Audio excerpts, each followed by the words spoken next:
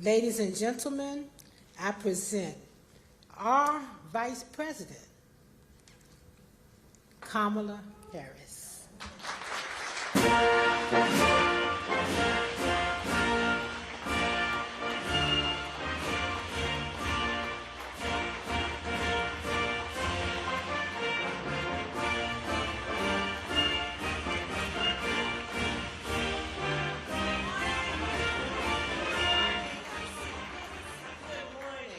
Ms. Jackson, I want to thank you. Your leadership is so inspiring, and the whole group of women and men and the community leaders that really have been a voice on these issues for so long, and you hold us to be accountable. And I'm glad to say today we're about to announce that we are taking that charge seriously and have heard you. But please continue with your leadership because it's so important. So thank you. And good morning, everyone. It is great to be in the House of Labor. Good morning. Good morning. And it's so good to be here at the AFL-CIO. You know, the last time I was in this building was in August, and it was early in the morning. My husband, Doug, and I came here to pay our respects and say goodbye to the late, great Rich Trumka. And as we all know, he was a man who lived and breathed solidarity. And I remember that morning, because we wanted to just come in and be low-key, and so we walked in the door, and there was Liz Schuler. And she greeted me with a big old warm hug, and we talked that day about Rich's legacy, about the tremendous mark he made and left on our nation. And Liz, we also talked about the future, because that's what I believe Rich would have wanted. And we talked in a way that was not only to focus on what we have achieved, but we talked about what we still have yet to do. And Liz knows what we must do. We have worked together for some time now, and I will tell you, Liz knows we must protect the rights of workers to organize and collectively bargain. She knows we must strengthen those rights. She knows we cannot let up or ever accommodate incremental progress. We must stay vigilant. And she knows that the Biden-Harris administration will always stand in solidarity with the American labor movement.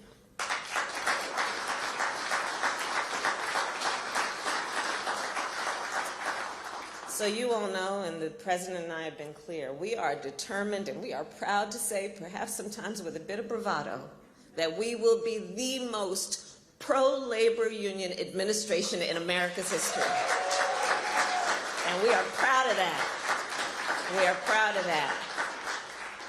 And it's for good reason, because we're clear. When union wages go up, everybody's wages go up. When union jobs are safer, our communities are safer. And when union members go to work, they go to work for all of us.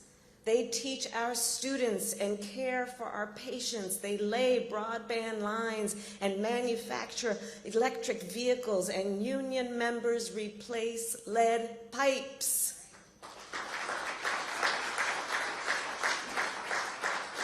Which is what brings me here today. Over the years, I have traveled around the country and I have met many parents to talk about this very issue. So many parents. Parents who were worried that every time they turned on the faucet to get their child a glass of water, that they may be filling that glass with poison. Parents who worry as they make breakfast in the morning or in the evening help their children to brush their teeth, that they are exposing their children to something that could harm them. And the science is clear about what drinking water from a lead pipe can do to the human body. For adults, it can cause an increase in blood pressure and decrease kidney function. For children, it can severely harm mental and physical development. It can stunt growth, slow down learning, and cause irreparable damage to the brain. So the bottom line is that there is no reason in the 21st century for why people are still exposed to this substance that was poisoning people back in the 18th century.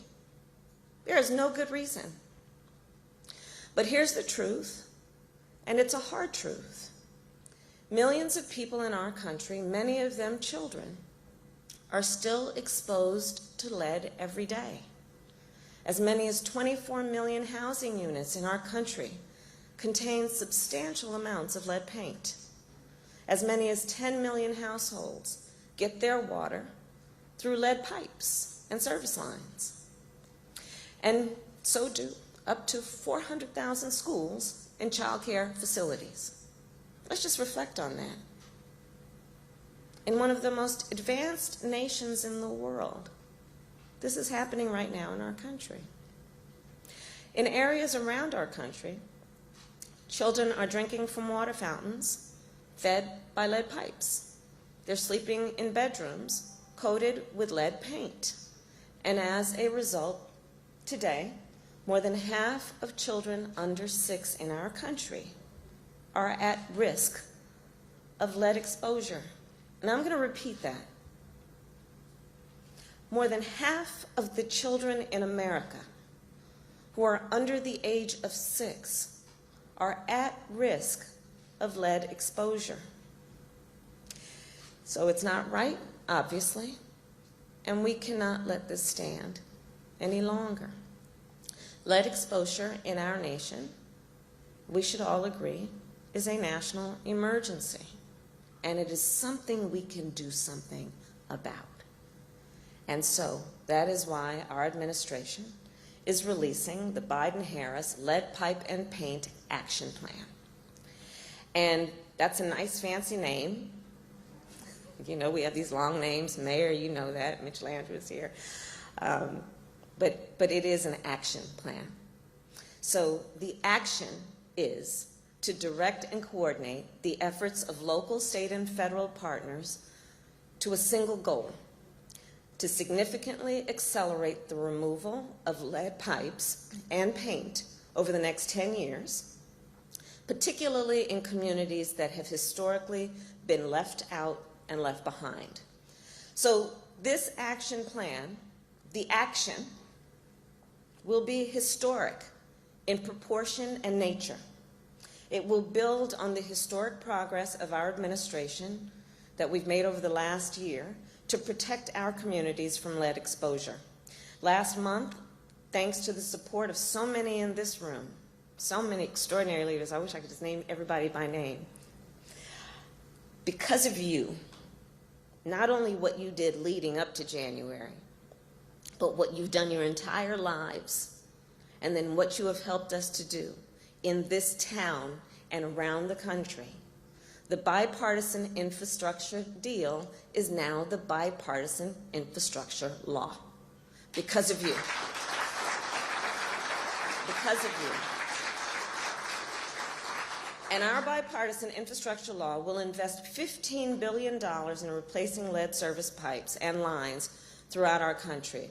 As part of our action plan, the EPA, where is Michael? He's coming up next, I think. The EPA, he's behind the curtain, is announcing that it will allocate $2.9 billion in the bipartisan infrastructure law for funding for states and tribes and territories for lead service line replacement in the year 2022. And it is also making clear that the remaining funds for states and local governments provided through the American Rescue Plan can be used to replace lead service lines. So just like they are already doing in Pittsburgh and Milwaukee and Syracuse and Duluth, this is the work that we will continue to do around the country. And as we replace lead service lines and upgrade our water infrastructure, we are not only doing work that is good and important, we are also creating jobs. And we are creating good union jobs. Good union jobs. Because here's the thing. that everybody in this room knows, but I'll speak to the press that's back there. The significance of good union jobs is not only what I've already talked about in terms of what that means in raising the standards by which we recognize the dignity of work and the importance of that work, but this is also about uplifting highly skilled folks, highly skilled. They train, they're in apprenticeship programs. They study to do this work because this work is not only important, it's complicated. It takes great skill. And so that's what we're talking about, those kinds of jobs. And you know, my first stop after the president signed the bipartisan infrastructure law was in Columbus, Ohio. And when I was in Columbus, I went to meet with members of the plumbers and pipe fitters, Local 189, and the apprentices there. They showed me the training tools they use to do their trade and how they learn on those tools, the welding tools, the fitting tools, and they talked with real excitement about the jobs this law will create. Jobs for carpenters and plumbers, jobs in small towns and big cities, jobs that cannot be outsourced. And because the pipes and paint that need replacing are right here, the work that we are doing to cultivate and to support this workforce is right here. And friends, the economic benefits of removing lead pipes and paint do not stop with job creation. It is that, and it is more. Lead poisoning cost our nation billions of dollars. High lead levels in communities correlate, just think about it, to higher health care costs, lower earnings, and therefore lower tax revenues. All of this is related. In fact, for every dollar we spend on lead remediation, our communities get at least $3 back. $1 for 3. I was with a bunch of CEOs the other day. They like to talk about return on investment. This is a really good return on investment. And here's the truth. There are certain communities that are harder hit by lead poisoning than others. So let's talk about that also. When some communities learn that there is lead in their homes or in their schools, if they have the resources or the influence, then action is taken. However, so often for poor communities, rural communities, communities of color, that does not happen. And I've seen this dynamic play out for so many years on so many issues of environmental justice. And so, in fact, when I served as District Attorney of San Francisco, back in 2005, I created the first environmental justice unit. For those of you who know the Bay Area in California, you'll know there's a place called Bayview Hunters Point, where the community at the time had an annual household income of about $15,000, 1-5.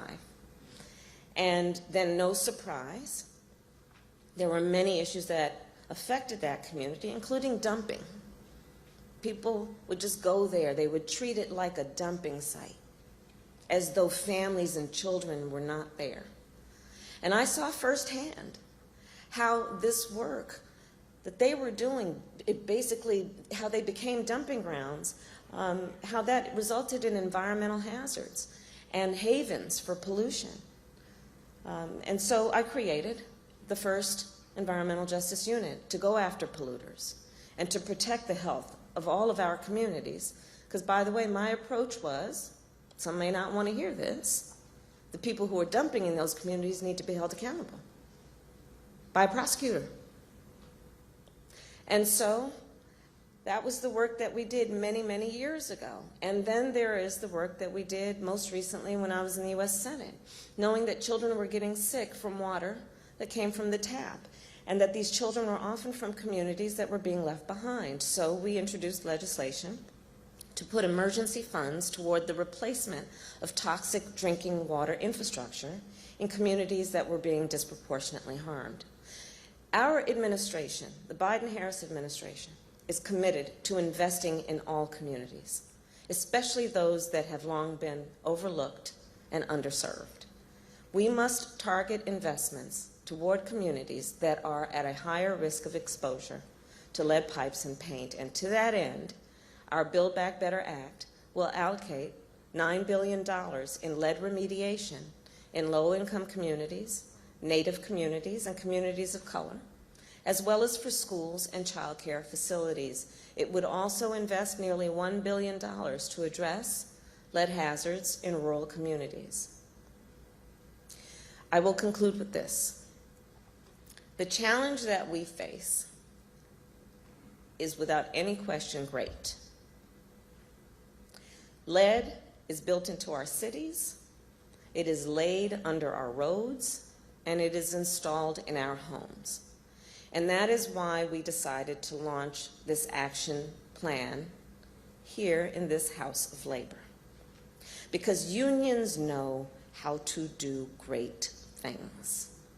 And it is right there in the original motto of the AFL-CIO, labor conquers all. So we need your help to conquer these challenges. We need your help to make millions of homes, schools, and workplaces safe for everyone.